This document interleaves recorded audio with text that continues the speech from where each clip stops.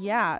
So I think it all has to be personal. So if you're not passionate about something that you're handing out or that your brand is on, you're not going to want to talk about it or be interested in it. You're not even going to think when you're talking to a prospect or a client, here, please take this, and then have like a fun conversation about it. Hi there. Welcome to the Connecting KC podcast. I'm Rachel.Kilmer, also known as Rach the Realtor on the internet, where I love, connecting all things KC. I'm a metro area real estate agent, retired sports reporter, and mom, and probably too old to call myself a TikToker, but honestly, that's how we got here. You can learn more at www.reachtherealtorkc.com. But this show is all about introducing you to all of the movers and shakers, interesting people, heartfelt stories, and funny quirks that make this vibrant community home. So let's get right to it with today's episode of Connecting KC. Today, I am so excited to welcome in Haley Flippo. Haley has a passion for design, merchandise, and entrepreneurship, and because of that, she founded Belleview Branding in 2021 to provide a luxury experience to customers when sourcing branded merchandise. Haley believes your brand is arguably one of your organization's most important assets. It gives your organization an identity, makes your business memorable, encourages customers to buy from you, supports your marketing and advertising, and brings your employees pride. She is passionate about her clients, their businesses, and their experience when working with her. Haley prides herself in providing the best customer service experience, along with providing unique, impressive, and exciting branded merchandise that you've been looking for. Haley, welcome in. Thank you for being here today. Thank you. That was great. Yeah, loved it. Well, I can personally attest to all of that because we have bought Rach the Realtor and Rach the Realtor Group branded stuff from Haley. And my only complaint is that I just want to buy more and I just don't have the budget for it. So Haley, dang you. Yes. Well, I'm so glad you like it. All of the stuff that you guys are looking for or interested in, it's always out of the box stuff, which I love. So whenever you come to get the champagne bottle opener, the bottle corks that we were looking for, just things like that, we don't really get all the time. So it's always a fun search. And like time consuming and a challenge. So we appreciate you doing that. But yeah, I have like, it's so nice. It always throws me where I'm like, ooh, that's kind of a cool thing. I need to look into that. Like what we just did, the levels. Yeah. So things that are more unique. Yes. If anyone's listening, we have adorable little levels that magnet to your fridge. We have like mini, like medium-sized tape measures. We have cork stoppers, all the things. So just DM me. I'll mail you all of them. Yes. But Haley, when I think you kind of started this, right? Well, I think like a year after I started real estate. And so we kind of were launching our businesses at the same time. And when I first heard or saw you post on Instagram that you're doing this, I was like, what? How can this even be a job that you like sell branded stuff? Like I had never heard of it. So how did you get started in this business? Well, on that, did you know that you were my first client? No, I love that. Oh, yay. I never would have known. I thought you had like a million orders before me. So you nailed it. Oh, no, you were my very first, and it was the koozie order we did. Oh, and I remember when I sent, like, when we got everything wrapped up and everything was delivered and it was great, I felt so cool. I was like, oh my gosh, I just did my first order. It was like in the world. Yeah. So fun. Getting started, I've grown up in the industry my whole life. My parents have been in it. My in-laws are in it. So that's how I met my husband. And we would grow up going to trade shows. And a lot of our family vacations were around my dad's trade show, and where it was normally in Florida. And so we went to Florida a lot, and we just would go in, and my brother and I would see all the products, and sister, and we just loved it. So we were kind of destined to be around it, or destined to be in it somehow. And so out of college, I went to school for fashion design. And then when I was looking for a job, a lot of people in the industry who I knew had openings. And I really thought I was going to move to New York. I thought it was going to either there or LA, one of them. But then I've realized I really don't want to live that far from my parents. And so when the openings were for the industry, I actually ended up on the supplier side. So I sold to distributors like myself, and then got out of it, just tried to do some different industries and interior design, and just kind of always was wanting to come back. I was interested in the uniqueness, the design, the fact that it is, I mean, it's a product that we're buying all the time. And I wanted to start my own business. And when I was talking to Sean and my parents and just kind of deciding on what type of business I wanted to start, I kept coming back to switching sides in the industry and being a distributor. And just decided one day that, you know what, let's just do it. If it doesn't work, it doesn't work, but I love it. I want to buy these products for myself. And I specifically am drawn to brands where I see merchandise that they're rocking. Like if they have a cool hat or if they have product that has something really awesome on it, that it's their brand, that's what I'm drawn to. So I just decided to see how it went, and I love it. It's been the best decision I've ever made. So awesome. Love that. So you were recently featured on Canvas Rebel. It's a website where they do like profiles. I was reading your piece. We'll link it in our show notes. And you talked about how branding is so cool because it does marry so many different things. Like you have a degree around fashion, you have his background in interior design. How to, I think people think of branding as like boring pins that you get in a cup at your bank, but like how much does it really scratch that creative itch for you? Yeah. Well, that's why when I started the business, I had worked for a distributor very briefly before I started the company. And we were in that space where it was pens, it was koozies, cups, things that you need because you have to have those things to pass out. But we weren't really getting to the nitty gritty of like, what is cool? What's going to make someone see your brand and want to know more about it or want to know all these things. And the thing about branding is it's never going away. A company is always going to put their logo on something, and whether that be in print media or on an actual product that you're holding or carrying. So it's in our everyday life so often that it just kind of all goes together. Like you have your specific colors, you're the yellow and black and white. And if you don't have a product that has your brand on it, if you're wearing something when you're showing a house you're wearing a black shirt with a yellow cardigan or a jacket or something, someone might marry that to, oh, she's a real estate agent. I wonder if she's with ReeceNichols, because you have a specific color that goes with it. So when your branding is really elevating your company and elevating your brand, people are going to start remembering, oh, that person, like a client of mine, she's phenomenal. She's local in the area and their color is green. And even when her team's not wearing something that says their company name, I wonder if they're with so-and-so. And so it just really elevates your brand to be pushing the marketing in other ways besides just here's a pen or here's a koozie or something. It's getting the product that's awesome or getting your brand on products that are really elevating you, that are making you more known versus just handouts that people might give away or throw away.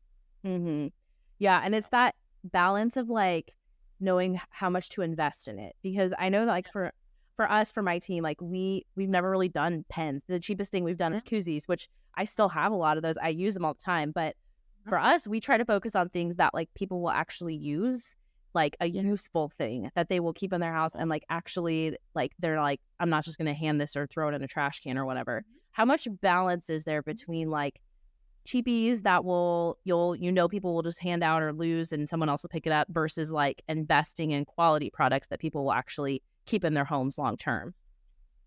How do you balance your budget on that? Like, what's your advice? Well, the way that we do it, so when myself and my team, when we're approaching a project and we need budget items, we have budget friendly items that are still useful because of that exact thing. I have so many pens in my house, cups, koozies, all of it, that it's like, you know what, we have a million of these, let's just throw it away. So it is such a balance of someone needing a product that's branded, but making it so useful that they might toss the previous ones that they have and not your own. So it's doing something where if it's a pen, do you prefer gel? Do you like something that maybe looks better, that feels better? So if you're doing a budget-friendly item, let's still make it to where it's still cost-effective, to where it's not breaking your budget and it's still in there, but it's a little bit better to where you're not going to want you're not going to look over that product.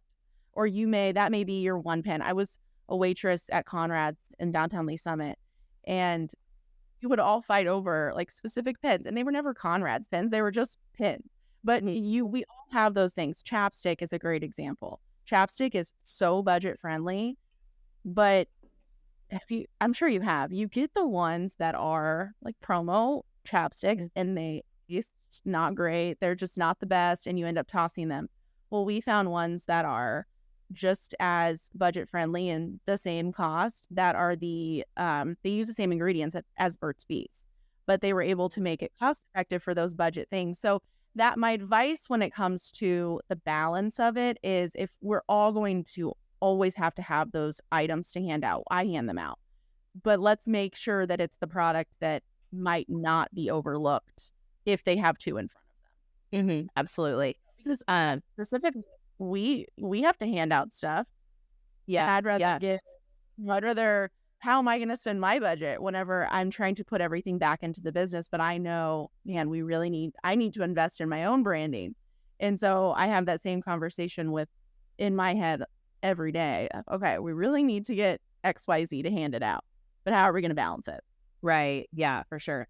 What are the like top 3 things that like every business needs these 3 branded items?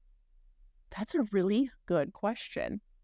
I think first and foremost, apparel is number one. It's the item that is seen more than any other product, because even if you do have a branded item, if you're holding a cup, maybe you're holding it where you're hiding the brand or someone's not looking at it. But if you're having a conversation with somebody, they are seeing what is on your person. They're seeing what's on your jacket, your shirt, your t-shirt. It all, that is the number one thing that I think everyone needs. The second one, I would say, would still be more of like a useful product, something that, whether that be like a hand sanitizer or a pen, something that you're using and that you can easily hand out, but it's not a big cost item. So you're not handing out a cup to every person that you interact with. It's still a piece that can continue to be passed along too. And then the third thing would be something that's fun. So whether it be like a blanket or a beach towel or a really cool water bottle, something that grabs attention from an end user, from a prospect.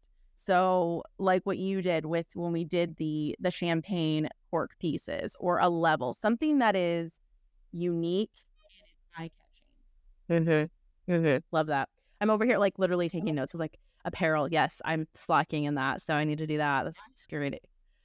So many things I have to show you for your brand, like for you guys specifically, where we have all brands that we need to have a different call about it. I'm already wrapping over at my like, oh, I need to this and that. Yeah. Oh, we're actually working on our budget for next year right now, so it's a great time for that, which kind of brings me to my next thing. How has running a business treated you? How have you taken to it? Is it overwhelming? Like, you're a couple years in now. Do you feel like you've gotten your arms around it yet? How has that been? It's surprisingly been really good.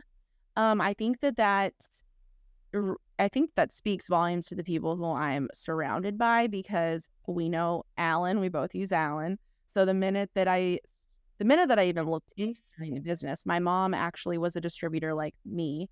And so I just picked her brain about everything. Who do I need to call? Where do I start? Because surprisingly, there's not a lot of places that, like, if you're just looking online, if you're researching, it does confuse you on where exactly to go. And especially in this specific field with sales tax and all the different details, it was really overwhelming at first. So it's been really good, because I called Alan and said, I know that you do accounting and taxes and all of this, so we need to have a chat. And once I started surrounding my people or calling and asking questions with others who have done it, it started to flow, and it's been really good. I feel very empowered by it. I've always worked really well with other people, but I have a very strong mind on being creative and kind of where I want to go with things. So it's been a freedom that I really haven't felt before, to make great decisions, be able to just make them myself and not have to run them by somebody. Yeah. I feel like I go through like phases where I'm running my business and then suddenly my business is running me. And it's like I have to like rein it back in and be like, no, no, no, no, no. I'm in charge of my day here. Like, do you ever get like that where you're like, okay, wait, this is ridiculous. I have to get some routines and systems in my life. Every day. Every single even though it's flowing, it's a lot. Like I'm working at night every night. We put the kids down and then I'm working. And it's like, sure, let's watch a movie. Like, turn on something that you want to watch, honey, and then I'll just sit here and do all the back end stuff that I didn't have time for today. I feel like I'm always trying to find a balance, and I don't know if there is one really, because I actually was thinking about it last night. I couldn't sleep and was just thinking, man, I wonder if I hired somebody to be like my manager, my operations manager, just to do some of the things that I'm not getting done throughout the day. But I don't know if you feel this way, but then there's so much pride in it where it's like, no, I need to do that. I have to do that social media post or this, whichever it is, because it's like my baby, and so trying to think about somebody else doing it, it's like, no, I'll just be overwhelmed. I'll just do it. I'll just drown instead. No, I felt that way. I did feel that way at first. And then I started bringing on my Shelby. I have a Shelby. Everyone needs a Shelby. Yes. So, but it started slow. Like, it's like I had to like hand over little tasks one at a time and then be like, okay, that didn't hurt so bad. And now I literally cannot function without her. And I'm like, I think every entrepreneur, once you get financially to the point where you can bring, like, you need to do it like just before you're actually financially the point you could do it, if that makes sense. Because it's like opens up your ability to invest in your time in your business so much more. And like your time costs money too. So do it. Do it. Yeah. Okay. I know I need a Shelby. Every time I'm around Shelby, like, man, dang, sorry. If you try to recruit her, I will come find you and like I'll give you all the branded merchandise for free. Random question. Oh, I know. I'm so lucky. Also, shout out to Alan, our mutual accountant. I'm going to make you come on this podcast and talk about taxes because everyone, if you're not like math inclined, needs an Alan that you can call and just be like, SOS, help me. Like those two do my books completely. Like, yes. Yeah. So huge. And he'll research something. Like he'll educate me on something that I'm not familiar with, and he'll look into it to make sure that the information he has is right. And then he'll educate me in a way where I just feel like I'm talking to somebody kind of like this, and he'll just explain it and it's, oh, that makes sense. But why did I read it on the screen? That's not the same. Right. That's not make sense. Yeah, totally. It's totally different. Yeah. Yeah. Have you had any like wacky requests? I mean, besides our request, like what is the craziest thing you've ever seen branded or done yourself or thing? I really haven't had too many wacky ones.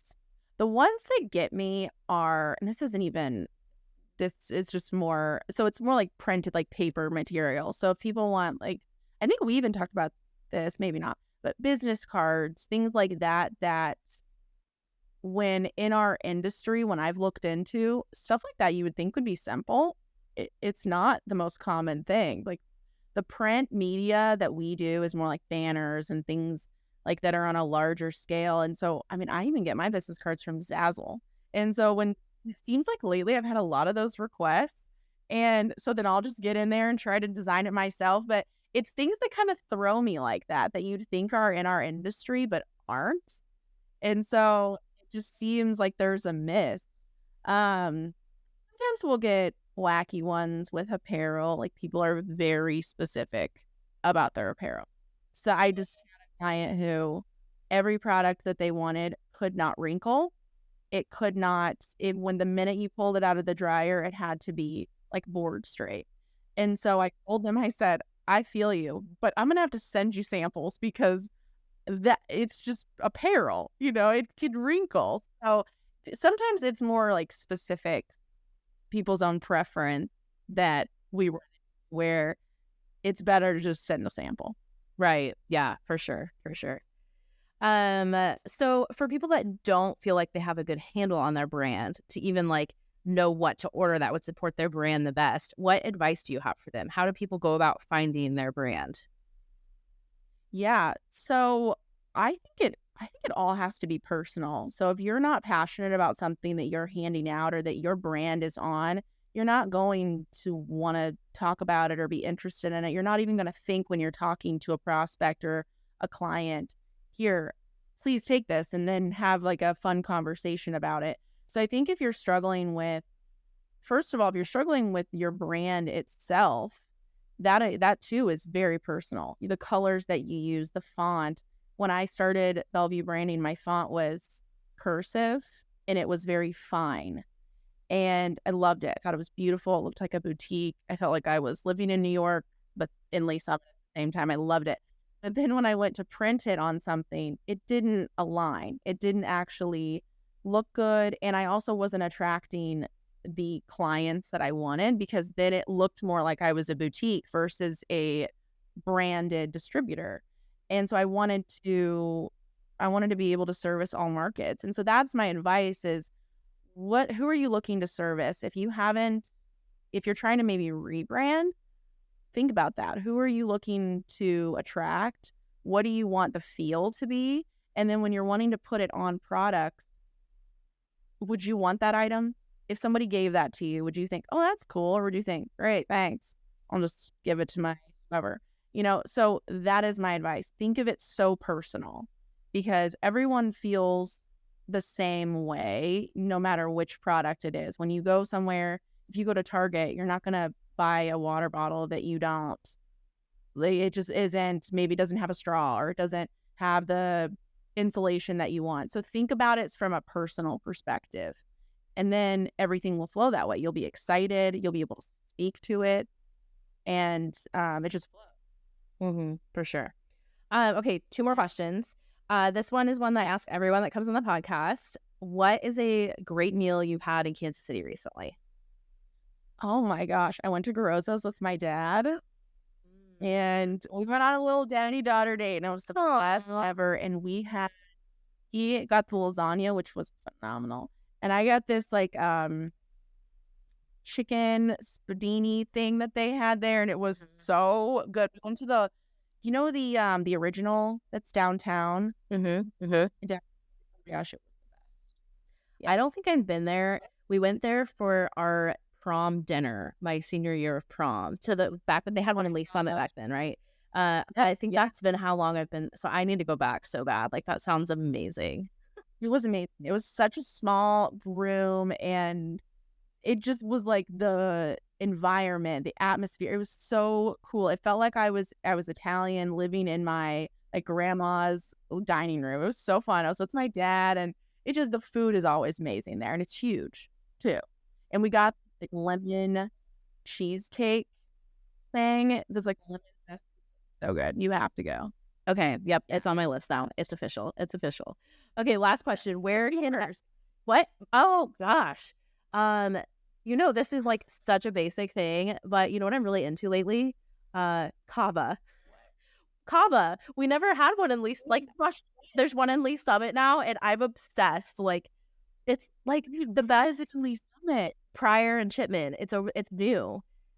And it's life changing, because it's like very filling, nutritious. You get lots of veggies in, and like it's like tastes delicious. So that's my answer, which I hate answering a chain restaurant, but it's very exciting because I know, but sometimes they do it right. Yeah, they do. They know what's up. There's a reason. There's a reason. I love it. Okay, yeah. My list. Okay, perfect. Last question. Where can people find you? Instagram, website, all that good stuff. Yes. So our website is bellevuebranding.com, and Instagram, we have an Instagram, a LinkedIn, Facebook too. So Instagram, we are doing right now where we're featuring products and like different new items, and we're sampling all of them. So please come check us out. It will be fun, and we try to be interactive on our social media so we can like get feedback on product and things like that. Love it. Well, Haley, thank you so much for being here. This was so fun. I know, every day. Yeah, yeah. Thank you for all you do. Like, you are such a good, ancillary member of our team. So we love working with you, and can't wait to talk on the side about what we're gonna buy next. Oh, I know. Thanks. Yeah. All right, guys. Thanks for listening. We'll see you next time. Bye.